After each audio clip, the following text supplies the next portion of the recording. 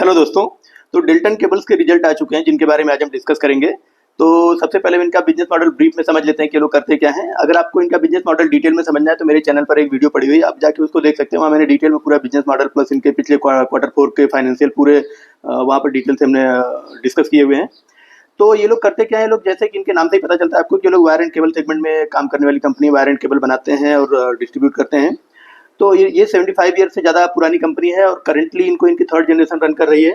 पहले इनका जो बिजनेस ग्रोथ हुआ करता था बहुत मीडियोकर हुआ करता था।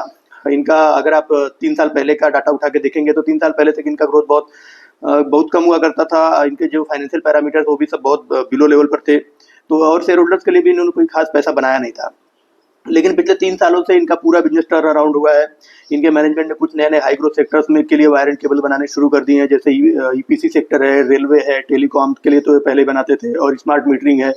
इन नए सेक्टर्स में ये इन्होंने एंटर किया और इन सारे सेक्टर्स के पीछे गवर्नमेंट का पुश भी बहुत अच्छे से आप लोगों को पता ही है। जैसे कि गवर्नमेंट रेलवे के लिए नई नई ट्रेनें चला रही है, नई नई रेलवे लाइन बिछा रही है, और इसके अलावा जो वंदे भारत और मेट्रो ट्रेन, ये सारी चीज़ें नई नई एडवांस्ड टेक्नोलॉजी वाली ट्रेनें, हाई स्पीड ट्रेनें चला रही हैं। तो उसमें वायर एंड केबल का रिक्वायरमेंट बहुत ज़्यादा है। इसके अलावा ईपीसी में आप देखेंगे तो जो इंफ्रास्ट्रक्चर डेवलपमेंट है, इधर वो ब्रिज हो, रोड्स हो, हॉस्पिटल्स हो, बिल्डिंग्स हो, रेजिडेंशियल कॉम्प्लेक्सेज हो, कमर्शियल कॉम्प्लेक्सेज हो, ये सारे इतनी इंडिया में बहुत तेज़ी से डेवलप हो रहे हैं।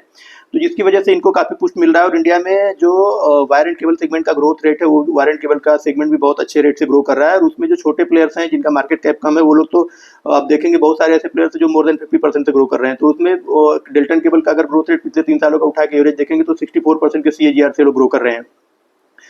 जो कि अगर आप जो बड़ी कंपनी है, चाहे पॉलीकैब हो, केईआई वायर, आरआर केबल, अगर इनको उठा के देखते हैं तो इनका जो CAGR है वो 30-32% का है, और ये उनसे डबल रेट से ग्रो कर रहे हैं। तो ये मार्केट शेयर को कैप्चर कर रहे हैं और पैसा भी अच्छा खासा बना रहे हैं। 200 रुपये का शेयर भाग के 800-900 रुपये या 1400, आई थिंक 1200 रुपये 1300 रुपये चला गया था, अभी गिर के कुछ 800-900 रुपये कुछ आसपास कुछ घूम रहा होगा।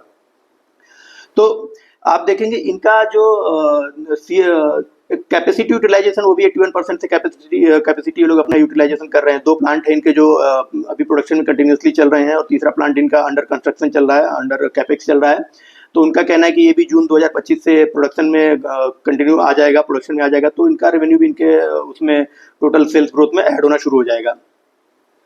बाकी जो ये लोग कुछ और नए सेगमेंट में भी जा रहे हैं, हाई ग्रोथ सेगमेंट, जैसे सोलर सेगमेंट है, उसमें भी ये लोग एंट्री कर रहे हैं। इसके अलावा जो आपको देखेंगे कि डिफेंस में जा रहे हैं, इसके अलावा एरोस्पेस में ये लोग जा रहे हैं। तो बहुत सारे नए नए सेक्टर्स हैं जिसमें इनके लिए अपॉर्चुनिटीज है। और इनका मैनेजमेंट ने पिछले Q4 के अपने क्वार्टर में बताया भी था उन्होंने कि ये लोग इन सारे सेक्टर्स में भी एंट्री करने के लिए ट्राई कर रहे हैं, और उसमें इनको ऑर्डर्स ले रहे हैं लोग। अब इनके फाइनेंशियल के बारे में थोड़ा डिस्कस कर लेते हैं। तो इनका जो इस बार का क्वार्टर 1 FY26 का जो रिजल्ट आया है वो खराब आया है। एक्चुअली इनका जो रेवेन्यू ग्रोथ है वो केवल 9% का आया है, जो कि अगर पिछले इनके ग्रोथ के अकॉर्डिंग देखेंगे तो बहुत कम है। जो इनका गाइडेंस है वो लगभग 40% का है, 40% के कंपैरिजन में 9% का रेवेन्यू ग्रोथ बहुत कम है। लेकिन इसके पीछे मैनेजमेंट का कहना, और इसके पीछे ये है कि इनका अगर आप पिछले 3 सालों का जो मैं अभी डाटा देख रहा था, 3 सालों का डाटा उठा के देखेंगे तो इनका फर्स्ट क्वार्टर थोड़ा सा लीन रहता है। लेकिन इसके बाद के अगले 3-4 क्वार्टर, जो अगले 3 क्वार्टर बचते हैं, उसमें लोग कंटिन्यूसली 50-60-70% के रेट से ग्रो करते हैं। तो अभी मैं तो इसमें कुछ एलोकेशन अभी कट नहीं करूंगा। मेरे पास जो एलोकेशन, मेरा ज़्यादा एलोकेशन है नहीं, छोटा एलोकेशन है, लेकिन जो एलोकेशन है मैं उसको कट नहीं करूंगा। अभी एक क्वार्टर और मौका दूंगा इस कंपनी को अपने पोर्टफोलियो में। अगर ये डिजर्व करेगी अगले क्वार्टर में, अगर इन्होंने अच्छा रिजल्ट दिया और मेरे पोर्टफोलियो में होना डिजर्व करेंगे, तो मैं इनको कंटिन्यू करूंगा। अदरवाइज अगर नेक्स्ट क्वार्टर में भी इनका रिजल्ट खराब आता है, then I will cut all my position from Delton. Then अगर इनका फाइनेंशियल में आगे थोड़ा और डिस्कस करते हैं, तो जो इनका इबिट्टा है, इबिट्टा 38% आया है।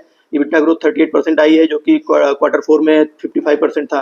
और इनका अगर इबिट्टा मार्जिन देखेंगे तो वो अच्छा आया है, वो 8.7% इबिट्टा मार्जिन आया है, जो Q4 में इनका 6.9% हुआ करता था। प्लस इनका प्रॉफिट आफ्टर टैक्स देखेंगे तो ये इसमें 2% की ग्रोथ आई है, ये भी ठीक है, क्योंकि इनका जो क्वार्टर 4 में रिजल्ट आया था उसमें इनका -11% का डिग्रो हुआ था पैट ग्रोथ। उसके पीछे मैनेजमेंट ने लास्ट Q4 में बताया भी था कि जो इनका रेवेन्यू में, जो इनका पैट में डिग्रो हुआ है, वो डिग्रो इसलिए हुआ क्योंकि इनका जो हायर फाइनेंशियल कॉस्ट और डिप्रिसिएशन, ये लोग जो नया प्लांट लगा रहे हैं वहाँ पर इनको इन फ्रंट एम्प्लॉय कॉस्ट लेना पड़ रहा है, इन फ्रंट जो है मैनेजमेंट का कॉस्ट लेना पड़ रहा है, प्लस मशीनरी और टेक्नोलॉजी जो एडवांस पे इनको खरीद के उनको इन फ्रंट उनका कॉस्ट लेना पड़ रहा है। तो ये सारे कॉस्ट इन फ्रंट लेने की वजह से इनका पैट माइनस में आया था लास्ट Q4 में, और लेकिन इस बार अच्छी चीज़ ये है कि +2% है।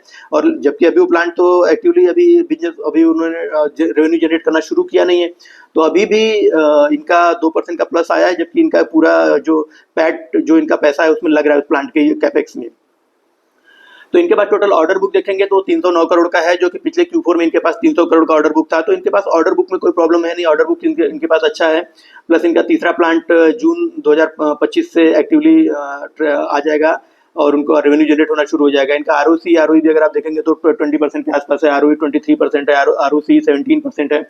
और वर्किंग कैपिटल डेज भी लोग 218 डेज हुआ करता था, जो घट के 109 डेज हो गया है। तो बिजनेस के पर्सपेक्टिव से अगर आप देखेंगे तो कोई प्रॉब्लम नजर नहीं आती है। हाँ, इस क्वार्टर में रिजल्ट थोड़े से खराब आए हैं।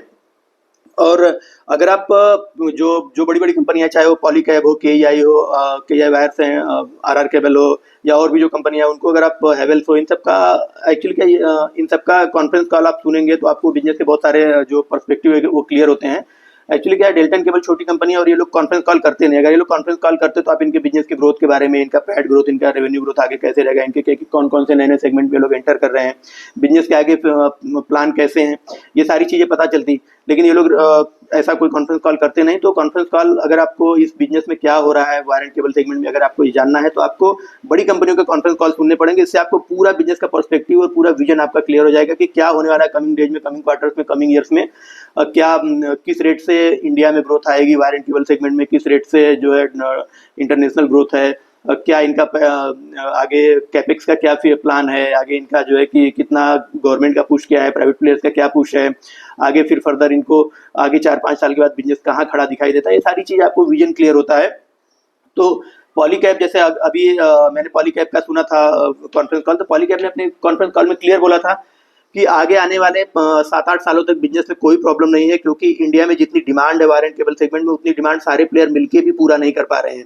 एंड इवन कि ये लोग जो कैपेक्स है, सारे के सारे प्लेयर आप देखेंगे, चाहे छोटे प्लेयर हो, पैरामाउंट केबल हो, डायनामिक केबल हो, डेल्टन केबल हो, या वी मार्क्स केबल हो, ये तो छोटे प्लेयर्स है। बड़े प्लेयर्स में आप पॉलीकैब देख लीजिए, केईआई देख लीजिए, हैवेल्स देख लीजिए, आरआर केबल देख लीजिए, ये सारे बड़े प्लेयर्स है। सारे के सारे प्लेयर्स अगर आप सबका देखेंगे तो सारे ही कैपेक्स कर रहे हैं, नए नए प्लांट लगा रहे हैं, नई नई जियोग्राफीज में एंट्री कर रहे हैं, नए नए प्रोडक्ट लॉन्च कर रहे हैं, और नए नए ब्रांड ये लोग अपने छोटे ब्रांड या बड़े ब्रांड अपने बना के बेच रहे हैं। तो ये सारी चीज़ें करने के बाद भी पॉलीकैब का मैनेजमेंट बोलता है कि हम लोग जितना छोटे बड़े प्लेयर मिला के भी जितना कैपेक्स कर रहे हैं, इंडिया की डिमांड को कैटर नहीं कर पा रहे हैं।